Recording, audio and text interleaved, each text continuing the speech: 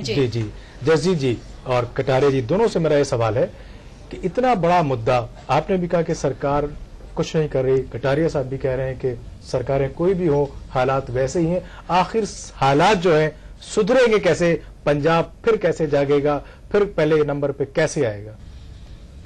देखिए, बात ऐसे है जी, जब 5 साल पहले लोगों ने इनके ऊपर विश्वास किया जी, इनको मतदान में बड़े अच्छे तरीके से जिताया जी, तो एक विश्वास किया था, क्योंकि वहां एक स्ट्रेटेजी रही है कि एक 5 साल में कांग्रेस की सरकार आती है, जी, जी, दूसरे में दूसरी सरकार आती है जो बीजेपी और अकाली दल की साझा मोर्चा होता है, जिनका अलायंस करते हैं। जी, सरदार प्रकाश सिंह बादल ने, मेरे को अब भी याद है, उन्होंने 2007 में एक बात कही थी कि मैं पंजाब को कैलिफोर्निया बना दूंगा। जी, जी, जी, जी, बिल्कुल। वो कैलिफोर्निया तो क्या बना, आज एक ड्रग की सबसे बड़ी स्टेट बन चुकी है।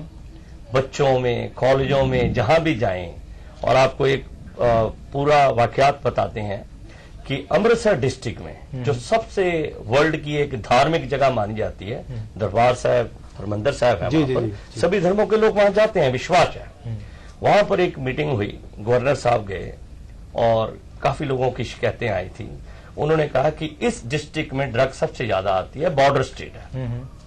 तो गवर्नर साहब परेशान थे, उन्होंने एसएसपी जी को बाहर बुलाया। मीटिंग के बाद उन्होंने कहा, how we can stop those things, tell me true thing what is going on. तो एसएसपी साहब ने कहा, सर मेरे को 6 मंथ दे दीजिए, किसी पॉलिटिकल बंदे का फोन नहीं आना चाहिए, मैं आपको 6 महीने में अमृतसर डिस्ट्रिक्ट में टोटल क्लीन कर दूंगा, वाइप आउट कर दूंगा ड्रग को। वो कहते बात क्या है, कहता हम जिसको भी पकड़ते हैं मिनिस्ट्री के फोन आ जाते हैं कि इसको छोड़ दिया जाए। बिल्कुल, ये हमारा बंदा, कहने का भाव ये है कि ये जो अकाली सरकार है ये ड्रग को पूरा पूरा बढ़ावा दे रही है। और वो क्या कहती है कि बच्चे पढ़ेंगे नहीं, उनको अकल आएगी नहीं तो हमारे खिलाफ ही नहीं बोलेंगे, क्योंकि बच्चे पढ़ेंगे, उनको अकल आएगी, बोलेंगे। ये जो ड्रीम दे रहे हैं लैपटॉप का, कुछ भी नहीं होगा, वही ड्रीम ऐसे ही रह जाएगा जैसे इन्होंने कैलिफोर्निया बनाना था जी। कुछ भी नहीं होगा। ये सरकार बिल्कुल फेल जा रही है और लोगों को अब यही उम्मीद है, हर 5 साल बाद देखो लोग भोले हैं, उनको कुछ नहीं, वो विश्वास ही कर सकते हैं। ये ड्रीम चाहे कांग्रेस हो चाहे कोई हो, सारे ड्रीम देते हैं। अब इन्होंने जो मैनिफेस्टो दिया कांग्रेस ने, उन्होंने कुछ लगता है कि कर पाएंगे, कारण कि उन्होंने कोई ऐसी झूठी बातें नहीं बोली जो नामुमकिन हो। इन्होंने तो सारा मैनिफेस्टो में ऐसी बातें गई हैं। इनको पहले पूछा जाए कि लास्ट टाइम इन्होंने मैनिफेस्टो में कहा था कि जो वृद्ध लोग हैं उनको पेंशन मिलेगी, हम बिजली माफ कर देंगे। स्टार्टिंग में 2-4 महीने इन्होंने की, इज नो डाउट, और जो वृद्ध हैं, जो फौजी हैं, उनको दिया। मेरे पास ऐसे प्रूफ है इनके कि अब कोई कम से कम 3 साल कुछ भी नहीं दे रहे, सिर्फ एक ही काम कर रहे हैं जो इनको अपने लगते हैं। उनको ये सगन स्कीम, उनको ये पंचायती स्कीम, करोड़ों रुपए के चेक काट रही हैं और बाद में ब्लेम लगाते हैं कि हमें सेंटर सरकार नहीं दे रही। ये टोटल कटारिया साहब, जसजीत जी ने बड़ा ही संवेदनशील मुद्दा और आरोप लगाया है मौजूदा सरकार पे कि वहां के नौजवानों की जो जवानियां हैं, जो उनका जहन है, वो ड्रग से भर के बिल्कुल मेन स्ट्रीम लाइन से हटा करके भटकाने की कोशिश की जा रही है। कहां तक आप सहमत हैं, और अगर वाकई इसमें हकीकत है तो उसके लिए क्या किया जाना चाहिए?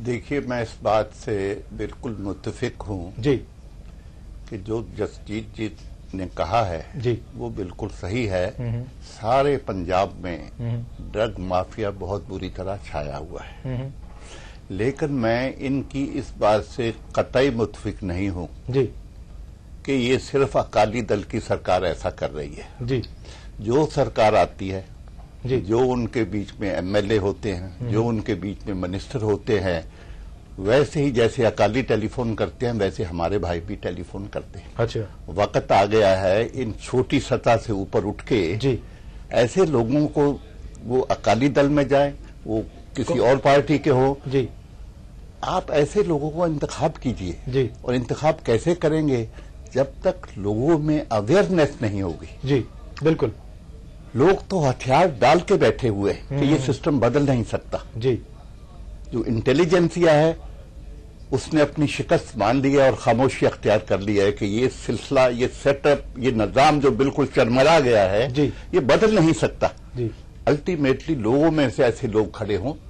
अभी मैंने देखा पिछले दिनों में हमारे जस्टिस एक बहुत सीनियर वकील हैं जिन्होंने जो सिख दंगे हुए थे जी उन लोगों की रिहेबिलिटेशन के लिए, उनके इंसाफ के लिए कितने सालों से वो लड़ाई लड़ते हैं। 1984 आज 2011 हो गया, वो शेर डटे हुए हैं। तो उन्होंने एक मुहिम चलाई है लोगों में इस बात का प्रचार करने की कि कोई शराब नहीं दे, कोई पैसा नहीं दे, और अगर कोई शराब लेके देता है तो हमें इतला दीजिए। और इलेक्शन कमीशन को भी उन्होंने कहा है जो शराब और बुरी चीजों का खर्चा जो है वो उम्मीदवार के खर्चे में डाला जाए। मैं आपको रोकना चाहूँ, फोन लाइन पे मेरे साथ रविंद्र सिंह भाना है जी, आपका स्वागत है जीएनएन न्यूज में। जी नमस्कार जी, मेरे साथ दो मेहमान हैं, जसजीत सिंह यूके हैं और वीरेंद्र कटारिया जी हैं। उनका ये इल्जाम है कि जो आपकी मौजूदा सरकार है वो नौजवानों को ड्रग्स के गड़े में धकेल रही है, क्या कहना आपका? बिल्कुल जी, आजकल हमारे पंजाब में जी हर कॉलेज में, हर स्कूल में जी ड्रग्स का पूरा कारोबार चला रही है जो मौजूदा सरकार है जी और ज्यादा से ज्यादा नौजवानों को उसमें धकेल रही है जी। तो आप हमारी लड़ाई का नशों के खिलाफ है। आपने इसके खिलाफ कभी कुछ इस तरीके का डेमोन्स्ट्रेशन किया या कभी इस बात को लेकर के आप आगे गए या मुख्यमंत्री के पास गए कि ये क्या हो रहा है राज्य में? सर सबसे बड़े तो हमारे पंजाब के लोग हैं जी। इससे बड़ी डेमोन्स्ट्रेशन क्या होगी कि हम हर गांव में, हर गली में, हर मोहल्ले में जी नशे के खिलाफ बोलते हैं जी। और हमारे जो मैनिफेस्टो में यही है कि हम नशे से मुक्त करवाएंगे हमारे पंजाब को जी। ये हमारा एक तरह का डेमोन्स्ट्रेशन ही है जी। जसजीत जी जो यूके हैं बोल रहे हैं कि अकाली सरकार ने कुछ नहीं किया, हालांकि दूसरे जो हमारे मेहमान हैं वो कांग्रेस से ताल्लुक रखते हैं, लेकिन उन्होंने कहा कि पार्टी कोई भी हो बिल्कुल हालात वैसे ही बने रहते हैं। लेकिन क्या आपकी तीसरी पार्टी पीपीपी जो है वो कोई नया सवेरा पंजाब में ला पाने में कामयाब हो पाएगी? बिल्कुल जी, नया सवेरा आ रहा है, बिल्कुल आ रहा है, हमारे दरवाजे पे दस्तक दे रहा है, क्योंकि गांव में, शहरों में बहुत अच्छा समर्थन हमारे पीपीपी को मिल रहा है। क्या लगता है आपको कितनी सीटें आ जाएगी? सर अब सरकार बनाएगी, नेक्स्ट जो सरकार है वो पीपीपी की होगी। चलिए बहुत शुक्रिया, आप लाइन में बने रहे। जी जसजीत जी, भाना साहब का दावा कि जो अगली सरकार होगी आप दोनों को चिंता मुक्त कर देगी, ना तो अकालियों की सरकार होगी ना कांग्रेस की होगी, तो बढ़िया पीपी की होगी, क्या कहना आपका? हम तो कहते हैं कोई भी आए नशा मुक्त कराए, हम सभी को वेलकम करते हैं। अगर कोई हमारा किसी के साथ वो नहीं है, अच्छा आना चाहिए, कोई दूसरी पार्टी का हो, हमारी पार्टी तो वहां कोई इलेक्शन लड़ नहीं रही। अगर वो कहते हैं तो हम उनको मुबारकबाद देते हैं कि कम से कम उनकी सोच तो ये है, अकाली दल वालों की तो ये सोच भी नहीं है कि ये हम नशा मुक्त कराएंगे। उन्होंने तो मेरे ख्याल मैनिफेस्टो में भी नहीं ये बात कही है कि उन्होंने तो यहां तक एक और मैं बात बतानी चाहता हूं जी कि देखिए वहां पर मैक्सिमम सिख लोग रहते हैं पंजाब में जी, और पीछे बहुत बुरा हुआ, हिंदू सिख मुस्लिम काफी लोग पंजाब में जो पीछे कत्लेआम हुआ मारे गए हैं जी, उसमें कुछ लोग ऐसे थे जिन्होंने कि गलत काम से एक ऑफिशियली होते हुए गलत लोगों को, जैसे एक इजहार आलम थे, अभी वो रिटायर्ड है, उन्होंने अपने ब्लैक कैट एक बनाई थी, कुछ और चीजें बनाई थी, ऐसी चीजें बनाई थी कि गलत आदमी बना के लोगों को दिखाने के लिए ये उग्रवादी हैं, सिख लोगों को मारा और काफी लोगों को मारा, हजारों लोगों को मारा। उसके बाद उनकी वो एसएसपी तरनतारन रहे हैं, गुरदासपुर रहे हैं, जलंधर रहे हैं। उसके बाद उनकी ट्रांसफर कर दी जाती है जम्मू एंड कश्मीर। वहां पर जाके उन्होंने मुसलमान भाइयों को भी मारा, क्योंकि उनका मकसद एक ही था, मारो और प्रमोशन लो और पैसे खाओ, डराया, लोगों को डराने से पैसे मिलते थे जी।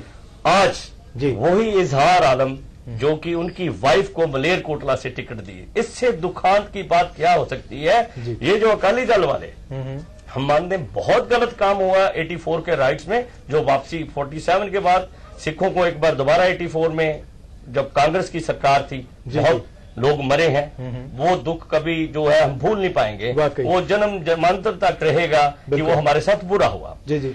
उस बात को लेके तो श्रोमणी अकाली दल बादल वाले रोज जलसे करते हैं, नारे लगाते हैं कि इन्होंने आज तक सजा नहीं दी। मैं पूछना चाहता हूं, जिन जिन पुलिस ऑफिसरों ने सिख लोगों को मारा है उनको इन्होंने अपने राज में प्रमोशंस दिए और आज उन्हीं की वाइफ्स को एमएलए बना के मिनिस्ट्री बनाने के ख्वाब देख रहे हैं। मैं पूछना चाहता हूं ये कहां खड़े जी। वाकई इस पूरे मसले पे बात करेंगे। जब रक्षक ही भक्षक बन जाए तो फिर कौन होगा पुरसाने हाल। फिलहाल ले लेते हैं एक ब्रेक और ब्रेक के बाद बातचीत का सिलसिला जारी रखेंगे।